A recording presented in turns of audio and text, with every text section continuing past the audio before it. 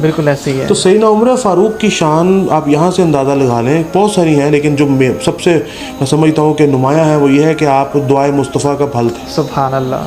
سیدنا عمر فاروق نے 39 مسلمان تھے جب آپ نے یہ اعلان کیا تھا کہ میں 40واں نہیں ہونے دوں گا, اور عمر کا اس وقت بھی جلال بہت تھا, دہشت بہت تھی.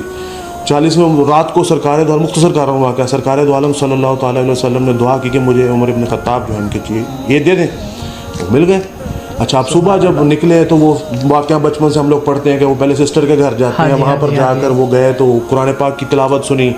انہوں نے کہا کہ میں نہیں دوں گی, آپ اس وقت حالت صحیح میں نہیں ہے. نہیں کہا میں نے پکڑنا نہیں, مجھے سناؤ کیا ہے. وہ کلام وہ ایسا اثر, وہ اقبال کہتے ہیں نا, دل سے جو بات نکلتی ہے اثر رکھتی ہے, پر نہیں طاقت پرواز مگر رکھتی ہے. تو وہ ایسی بات نے دل پہ اثر کیا, وہ سن کر کلام جو ہے پھر آپ وہ پھر سرکار کی بارگاہ میں پہنچے تو وہاں پر دیگر صحابہ کھڑے ہو گئے کہ شاید یہ کوئی لڑنے کے معذلہ ارادے سے. کہا نہیں, میں تو کلمہ پڑھنے آیا ہوں. تو وہ سیدنا عمر فاروق کی بات بالکل ٹھیک تھی کہ میں نے 40واں کسی اور کو نہیں ہونے دینا, وہ خود ہو جانا ہے. اس کے بعد پھر سیدنا عمر فاروق کی شان آپ دیکھیں, ان کی بہادری آپ دیکھیں کہ انہوں نے کہا کہ کھلے عام نمازیں پڑھو, کھلے عام اذانیں دو.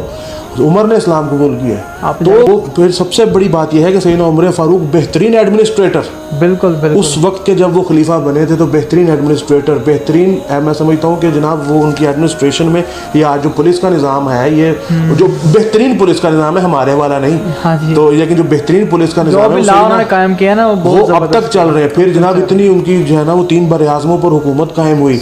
وہ کہنے کہ یہ جو ہے نا اہل کفار کے سربراہان اور لیڈران جو کسی کے قابو میں نہیں تھے آتے, وہ سیدنا عمر فاروق کا نام سن کر ان کی ٹانگیں کانپ لیتے. تو یہ تو سیدنا عمر فاروق رضی اللہ تعالیٰ عنہ کی شان ہے. تو